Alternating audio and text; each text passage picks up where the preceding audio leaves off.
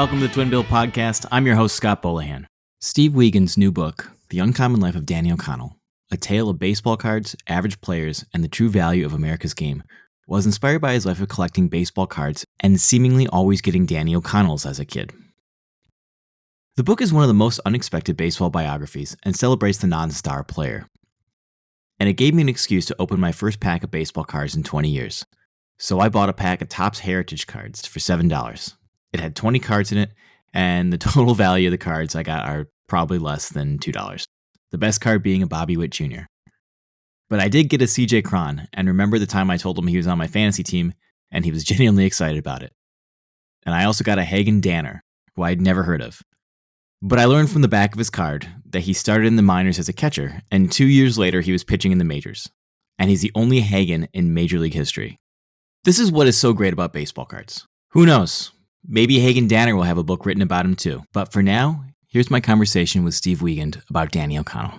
If any listeners want me to send him one of the cards I pulled, I would love to. Feel free to reach out to me. Welcome, Steve. How are you doing today?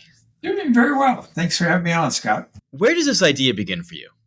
It started with a story I read in the New York Times about during the COVID pandemic about where baseball card collecting and trading was going on at the time. And I was amazed at having been, collected baseball cards back when dinosaurs still roamed the earth, to see that not only the prices that were being asked and paid, but that it was becoming a Wall Street investment tool, that people were buying it as part of their portfolio, were buying pieces of cards that they couldn't afford individually. And it got me to thinking about when I was a kid and collected baseball cards. And I should preface this by saying I was a San Francisco Giants fan, even though I lived in San Diego. And so when I was 8 or 9 years old, I started collecting cards. And invariably, I would spend my allowance and buy 3 or 4 packs of nickel packs of cards. And the only Giant I would ever get was this player named Danny O'Connell. Now, I didn't know who the hell Danny O'Connell was, and I didn't care. I wanted Willie Mays. I wanted Lando Cepeda. I wanted Felipe Alou. I wanted any of the players that I knew. But the Topps company had it in for me. And so every pack I got that had a Giant in it was Danny O'Connell. So when I was reading this story in 2020 about baseball cards in the state of collecting, I got to thinking about the Danny O'Connell card. So I looked up how much it was going for. And lo and behold, this obscure player from the 1950s had a card on eBay that was the seller was asking $13,000 for. So I thought, well, I better look into this Danny O'Connell guy. So anyway, the long story short, that was the genesis of the book. And then when I started looking into the life of Danny O'Connell, what kind of took over for me was maybe a redefinition of what an average player was in Major League Baseball, or maybe a celebration of the average player. Because let's face it, every team's got 25 to 30 players. Not all of them are Willie Mays or Mickey Mantle or Henry Aaron. Most of them are Danny O'Connells. Yeah. So I started looking into the guy's life, and that baseball is all about statistics. So Mark Twain said that there are 3 kinds of falsehoods. There are lies, damned lies, and statistics. So I started looking at some statistics that were a little far afield from the normal numbers. And I should preface this by those who have never heard of Danny O'Connell. He played for 10 years in the big leagues, from 1950 to 1962, with some time off for military service. He hit .260. He hit 39 home runs total. His OPS was like .678. Never made an all-star team. Never played in a World Series. Never won a major award of any kind. But I'll give you some other numbers. He was born in 1929, along with 1.1 million other American males. Of that 1.1 million American males, 93 made it to the big leagues for even just one game. And for those of you keeping score at home, that's 0.0000834% of all the males born in the same year he was born in. Okay, so you take it from there. There's been roughly 20,200 major league players since 1876. Danny O'Connell played more games than all but 10% of those players. Wow. He had over 1,000 hits. That was more than 93% of all the guys who ever played baseball. So when you start thinking about average players, you have to kind of think about how hard it is to make the big leagues in the first place, let alone to make a living at it for a decade. And that's kind of that's a long-winded answer to your question about how I got started on the book. And as I got more into his life, I found that he was even more fascinating as a major league player to me as a major league fan than a lot of other players who are much better than him. When it comes to numbers. Were you one of those guys like my dad, and I think every dad out there, who says, "Oh, I had the 52 mantle. I had this. I threw it away. I got rid of it." But what happened to your cards? It's painful to admit that I'm just like your dad. I collected cards from when I was 8 or 9 till I got into my early teens, and I had, all the great cards. I don't think I had a 52 mantle because I was a little young for that, but I had a lot of cards from, say, the late 50s on. And about the age of 13 or 14, I discovered Playboy, and they weren't my base cards. In fact, my mother didn't throw them out. They went to the kid next door. So, that's great. That's actually a great way for the cards to get a new life after that. Yeah, I was. It didn't make it less painful when I look at the prices some of them are worth, but at least they didn't get thrown away. So. And that kid is Bill Gates now today, right? He sold all the cards, and he runs a card collecting company, so and has 3 52 mantles. So yeah. So I want to talk about Danny O'Connell. Frankly, I had no idea who he was before I picked up the book. Can you think of sort of a modern player that you would compare to a Danny O'Connell? Does a modern player exist who is like a Danny O'Connell even anymore? I think they've morphed a little bit in that I think every team has got a Danny O'Connell, or maybe 2 or 3. And those are the guys that play several positions. They can move. Bryce Harper's a superstar, but here's a guy who moved from the outfield to first base and is going to stay there, it looks like. So the guys that can play maybe a couple of infield positions and play in the outfield as well. O'Connell, he was a born third baseman. He had quick reflexes and a really strong arm. And he started as the third baseman, was drafted as a third baseman by the Dodgers, went through the farm system. His first year in the big leagues, they moved him to shortstop. The second year in the big leagues, they moved him to second base. He never really went back to third base except as an emergency deal. But that flexibility kept him in the big leagues for 10 years. And I think every team now has, 1 or 2 of those guys who maybe they don't make it if they just play second base. But if they can play center field too, they're going to stick. So his kind hasn't gone away. I played high school ball with John Birdie, who is on the Yankees now. He plays every position but catcher and first.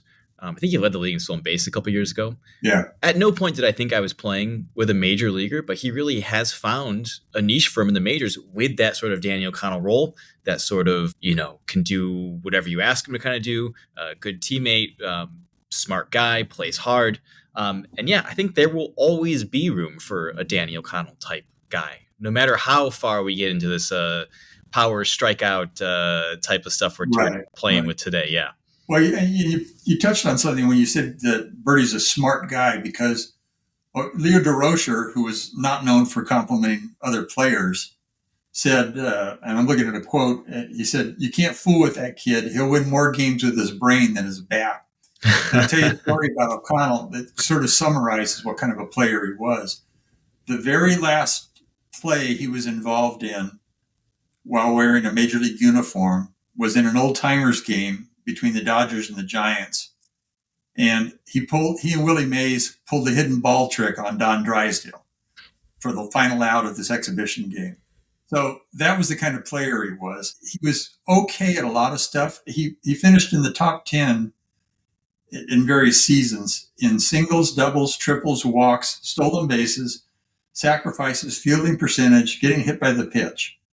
He held the consecutive games record for the Pirates for 50 years, for hitting safely for 50 years. He held the most doubles in a season record for an expansion team for 30 plus years. He scored the first run in an official game on the West Coast, and he made the last out at Griffith Stadium before they tore it down in Washington, D.C. So he had this incredible, he kind of was woven into the thread of baseball in his era. And one more thing I'll throw out there.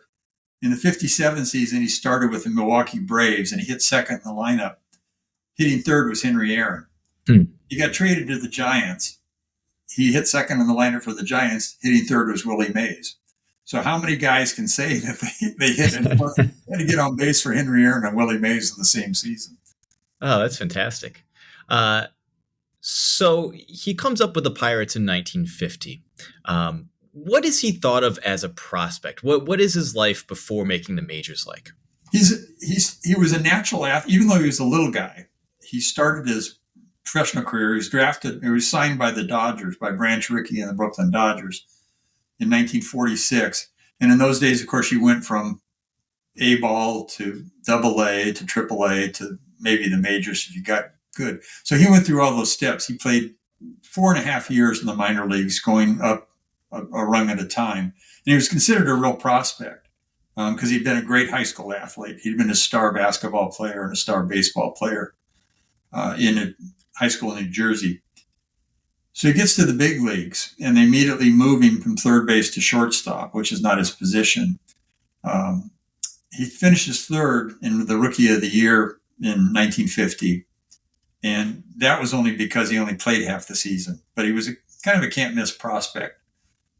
He immediately gets drafted during the Korean War, and his next 2 seasons he spends playing baseball for the Army. He comes back in 1953, and he just misses making the All-Star team. He hits in the tight 290s. Best fielder. He's playing second base, which is another odd position for him. He and Red Shane East are the best all-around second baseman in the league. And it looks like the sky's the limit. He's one of these guys who just misses all the time. Pirates are terrible. So he gets traded to the Milwaukee. He gets sold to the Milwaukee Braves for an ungodly amount of money in those days, $200,000, plus 6 players, which was more than any single player had ever been traded for. The Braves are a great team. They're right on the cusp of being a terrific team, and he's going to be the savior. He has an okay year in 54, but it's not great. And in 55, he has a horrible year. In 56, he's okay. And in 57, when the Braves are finally putting it together to go to the World Series, he gets traded. Well, the consolation prize is he gets traded to New York, where he lives across the Hudson River in New Jersey, his hometown. He grew up watching Giants and Dodgers games in New York, so he thinks, well, at least I'm home. So what happens? The end of the season, the Giants announced they're moving to San Francisco. So he ends up going all the way to San Francisco. So he was that kind of career. He was almost in a lot of ways. But he was very well thought of. He was not only a competent, very competent infielder, but he was the kind of guy who, he could do the little things that hit behind the runner and take the extra base and go from first to third on a ground ball to left and take chances and do those kind of things. And he was subsequently very popular with his teammates, but he was a really funny guy. He had a great sense of humor. He had a great off-season career as an after-dinner speaker. And so he was well liked in the league as well. He was a little, I don't want to say outspoken. Maybe he put his foot in his mouth a couple times at some of these events, but he seemed otherwise a very beloved, likable guy from reading the book. He did put his foot in his mouth a few times because if a reporter asked him a question or somebody at a banquet asked him a question, he answered it honestly. And in one case, Charlie Grimm was the manager of the Milwaukee Braves, and the Braves had come close to winning the pennant, but they hadn't got there. And O'Connell was asked what went wrong, and he mentioned 2 things. He said, number one, the Braves pitchers didn't throw at other batters for the other teams enough and protect the Braves. And number 2, Charlie Grimm had been too easy on the players and not crack the whip enough. And of course, Charlie Grimm took offense to this, but O'Connell was just being honest.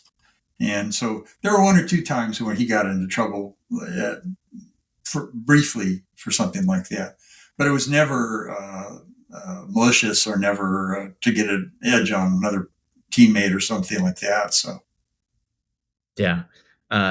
You talk about just misses. There's a part in the book where you talk about how he really should have been an all-star that one season. right. And he doesn't make it because I think they take like 3 backup catchers or something like that. Yeah. Yeah, actually they took 4. And what happened, he at the time he was hitting well over 300. He was leading the league or up in the top 5 hits, playing great second base. And the manager of the National League All-Star team was Charlie Dressen from the Brooklyn Dodgers. And Dressen decided that because one of the pitchers for the National League, Hoyt Wilhelm, was a knuckleball pitcher, he had to have an extra catcher or two to catch Wilhelm.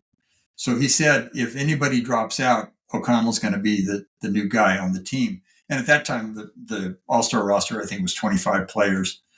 So nobody dropped out. O'Connell didn't make the All-Star team. Hoyt Wilhelm didn't pitch in the game. And the only catcher that got in the game was Roy Campanella. He caught all 9 innings. So he had that kind of career. He was hitting 300 at the end of the 53 season. And all he had to do was get a hit or two in the last couple of games.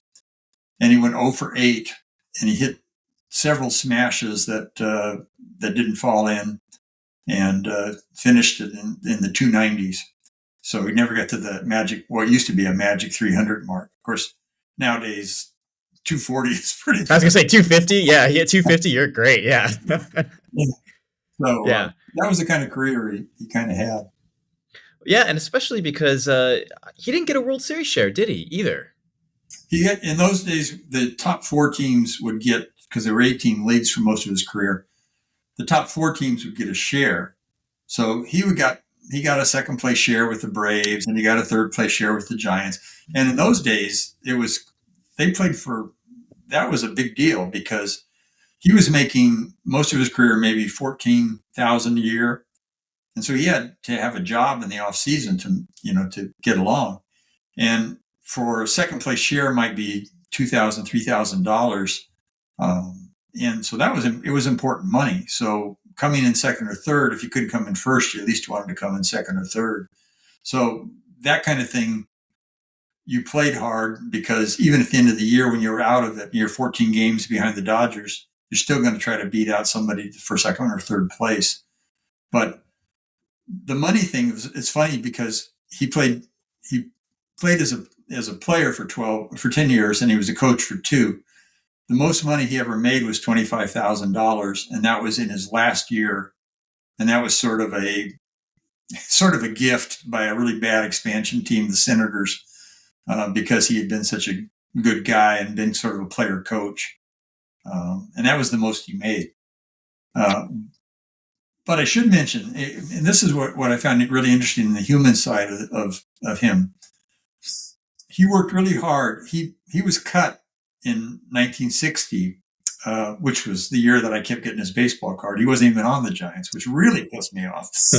But, he got cut and was sent to Tacoma to play in the Pacific Coast League. And he was 1 year short of vesting in the Major League Pension Program as a 10-year player. So he played really well in Tacoma, hit over 300, made the All-Star team in the PCL. And fortunately, and this was the one break he got in his career, Major League Baseball decided to expand in 1961. So they added 2 teams in the American League. And when they wanted to draft a player from another Major League team, they had to pay $70,000 per player in addition to signing the guy in his contract. O'Connell was a free agent because he'd been in the minor leagues. So he went to the minor league meetings in Tennessee and went to the general manager of the Washington Senators and said, look, I'm a proven player. I've still got some good games in me. Give me $5,000 and sign me, and you save a bunch of money. So that's how he got back to the big leagues. And In fact, in 1961, he was the most valuable player on the Senators. He was voted by his teammates as the most valuable player and by the fans as the most valuable player. So what that did was that gave him his 10 years as a player. And what that did was that made him vested in the pension program. Well, not to spoil the end of the book, but he died tragically. He had a massive heart attack on the way home from a banquet where he'd been a speaker, ran into a telephone pole and died at the age of 40, leaving a widow and 4 young kids. But because she inherited the rights to his pension and because he'd made some savvy investments, his widow never had to go to work. All 4 kids got to college, graduated, had successful careers, and are still alive and doing well.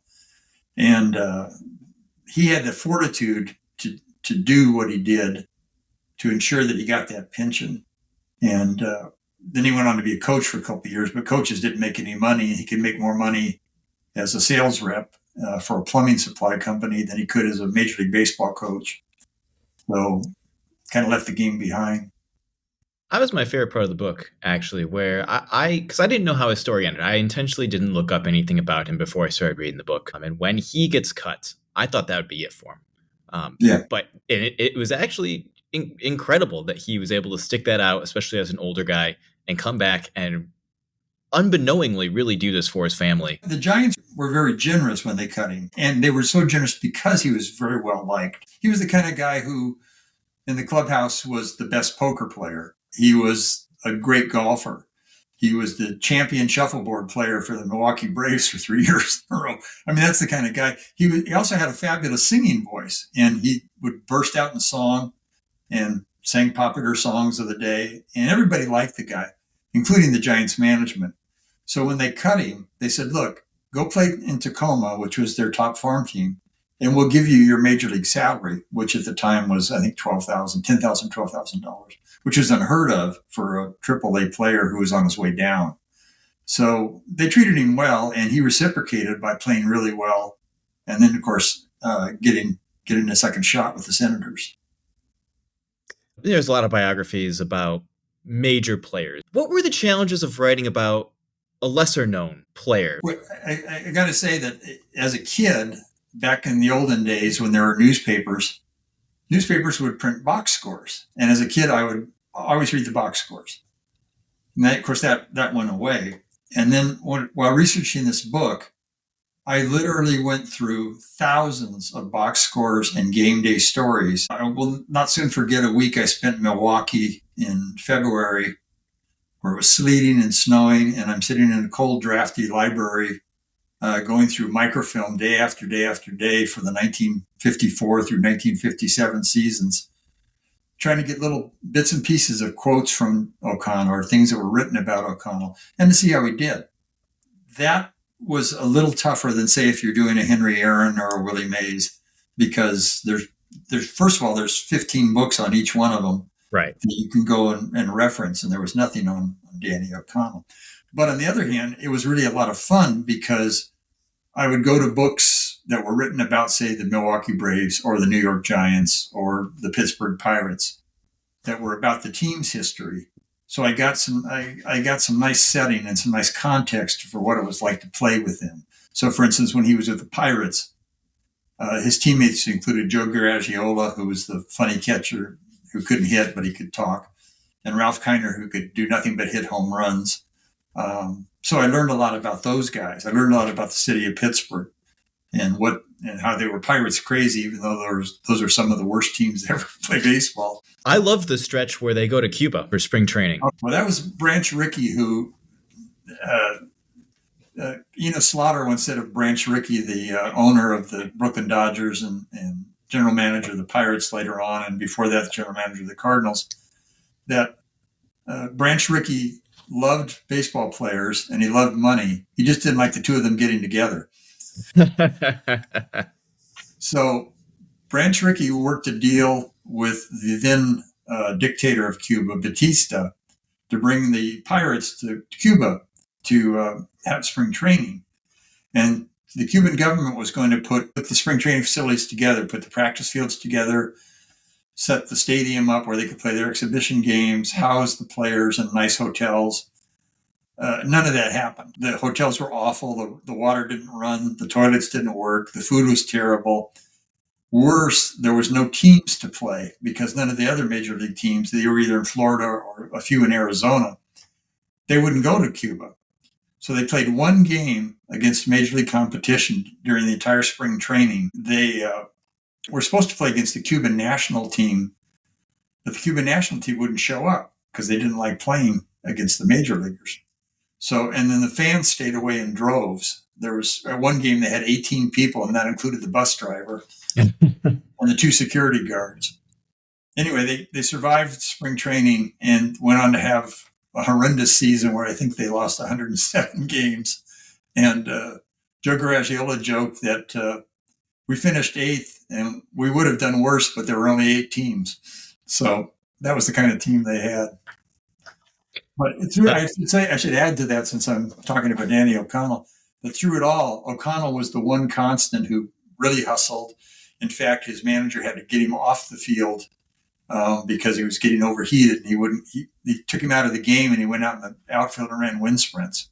So that was the kind of player he was. When you approached the O'Connell family, what was their reaction to you writing a book about their dad? It's interesting. First, I had to track him down. And fortunately for me, one of my high school buddies is a ace private investigator and a former police officer. And he said, "No problem, I'll find them." And he did. Within half a day, he found all 4 of the children. So I emailed them and kept my fingers crossed that the email wouldn't go in the spam folder. And then I also wrote them letters in snail mail because I figured they might not throw those away. And their initial reaction was, "You want to write a book about our dad?" We loved our dad and we thought he was great, but he was not, Ernie Banks, and he's not Mickey Mantle. So I talked to the 4 of them individually and told them what I had in mind and how I'd gotten interested in their dad.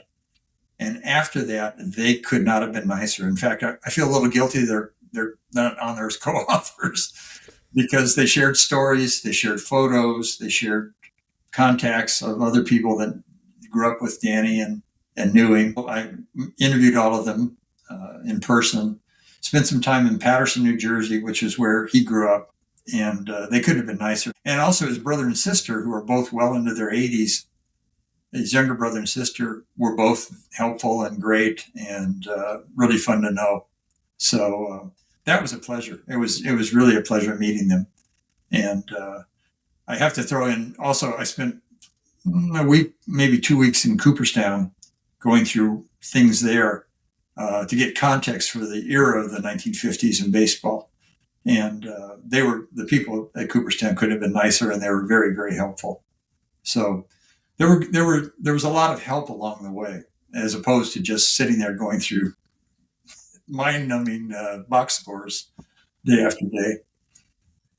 I think I was similar to you. When I was a kid, I collected baseball cards, and I kept all mine. I have now just boxes and boxes of worthless baseball cards at my parents' house. I haven't been through them for years now. I've been tempted to go back and kind of dig through them all. Honestly, relive the memories. I can picture the 93 top set for some reason. My grandma gave me a box of 93 tops, and I can just picture the way it looks, and I would get so much joy out of going through those. I haven't done it in years. Yeah. I also haven't collected cards. I'm very familiar with the industry today now. It's gotten insane. Thousands of dollars for a box of one card, the one of ones. And have you gotten back into collecting at all since you started this? Well, I have a lot of Danny O'Connell cards. I've got 14 Danny O'Connell cards. Wow. But I have a few that I kept, but I got back into the hobby, I want to say mid 80s. And I specialized in 1959 Topps set, putting a set together, and in Topps Giants cards from 1951 through the mid 80s. And when we moved shortly after I retired from newspapers, I had a good friend and colleague who had grandsons who were baseball fanatics. They were 8, 9 years old. And they were big Giants fans. So I gave them my Giants cards. So I still have a few. In 2022, I went to the National Card Collecting Convention in Atlantic City. And know if I was amused or bemused or appalled or I'm not sure what my reaction was to seeing what was going on there because, first of all, there weren't a lot of kids. It was mostly male adults in their 30s and 40s, maybe a little older. Second, it was all about the condition and all about the grading. I talked to a number of the dealers. And in fact, I found this dealer from Cleveland who was one of there were, I forget how many dealers there were, maybe 1,200 dealers for all around the country. There was one dealer from Cleveland who was selling commons. And he had broken sets and he was selling for $1, $2, $3. And I found a 1960 Danny O'Connell, which had been the bane of my youth. And it was going for $350. And I told him what I wanted. He asked why I wanted it. Was I completing a set? And I said, no. He said, you're writing a book about this guy? Good luck. And so he gave it to me for $3. That may have been the only bargain that there was at the whole entire convention. But what I was struck by and what I'm still struck by is not somebody who wants a 52 mantle and is willing to pay $12 million for it as a work of art or as something that really hits something with their childhood. That's one thing. I came across somebody paid $475,000 for a Jason Dominguez rookie card before. I mean, it's not even his rookie card because he hadn't even played AA ball then. Now, he may go on to be a big superstar, but so far he's got 4 home runs. He's been hurt a couple of times. Wander Franco's another one. What do you think his cards are going to be worth? And I know what they were going for before, exactly. Too. I mean, hundreds of thousands of dollars. So that's a little troubling because to me, it takes out the nostalgia element. When you were collecting cards, one of the things I'm sure you did, you looked at the back. You saw where's the guy from? How many hits has he got? How many years has he played? Who's he played for? You looked at all that stuff. Nobody cares about the backs of cards anymore. It's all about the condition. Are the corners rounded? Is there a crease? Is there any kind of fading? Is it autographed? Is like a couple of microns of his jersey in the card? It's different. I'm not condemning it at all. People want to do that. It's their money. That's fine. But it's not the same. And I want to lead into a fellow I met in Idaho Falls, Idaho, whose name is Paul Jones. And he has the world's largest collection of baseball cards, certified by Guinness. It's over 4 million cards. He's in the Sports Collector Digest Hall of Fame. In fact, he was an inaugural member. And he collects not just baseball cards, but he collects bobbleheads and baseballs and bats and uniforms and pennants. And he doesn't care about the collection. His collection is all in file cabinets in his folks' garage and in his apartment type room where he has at his folks' house. And in talking to him, he said, I just like to collect cards. He knows about the players. He knows about the leagues they were in. He goes to minor league parks and collects minor league packs, not because somebody someday is going to be, the next Juan Soto, but because there was something pure about it. And that may sound a little corny, a little, more cynical listeners may say, well, come on, but it's his passion.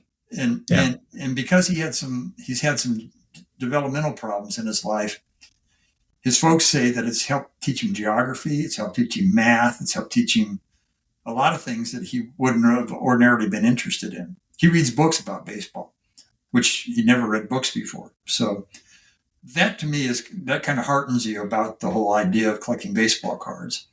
And then it gets back to guys like Danny O'Connell, because let's face it, if 24 of the 25 players on a team are Danny O'Connell players, then 564 of the 572 card set are Danny O'Connells. Yeah. And that to me is what makes that's baseball. That's the true value of baseball, I think. What should we remember about Danny O'Connell? I think that he played the game. He played the game for the joy of the game. Not to say that he didn't make a living at it and make a better living than most people were making in the 1950s. But he played with a joy. He was a fierce competitor, but he was not a nasty competitor. He didn't cheat. He didn't throw sand in people's faces.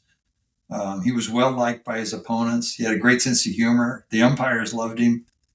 For 3/4 of his life, he played a game that he loved and made a living at it, and left his family well set, at least so that they had an opportunity to all become successful. His eldest daughter is a retired lawyer who had a very successful career. One of his sons is an engineer. One of his daughters is a teacher. One of his other sons is in the transportation business. They all went to prestige universities. They all have led happy and successful lives. And that came about because of their dad's joy of playing a game. I hope people take away the fact that it's not just Aaron Judge. It's not just Shohei Ohtani. It's the 25th guy on the team that makes the game. And as we get more and more analytical and more mechanized in terms of the way the games are played, I hope that's not lost. I hope that's remembered, that these guys played for the love of the game. That was Steve Wiegand. His book, The Uncommon Life of Danny O'Connell, A Tale of Baseball Cards, Average Players, and the True Value of America's Game, is out. To close us out, we have Nick Visconti reading Men's League Ball Player from our 16th issue. Men's League Ball Player. Beneath his hat, his hair ebbs, though it spills down his neck like a subtle lie. The ligaments holding him together wheeze and pop, taking after his lungs, beaten to hell by smoke breaks between innings. He still lays out in the gravel-strewn outfield, bottle caps and rocks these days. Shoulders frozen, hips locked, destined for replacement. If he were to retire, who would he be? Why does his family, once a mainstay down the foul line, stay home? We talk to people in and around baseball literature every week on the podcast and publish around 50 writers every year in the Twin Bill Literary Journal. You can support us on Patreon. Until next time,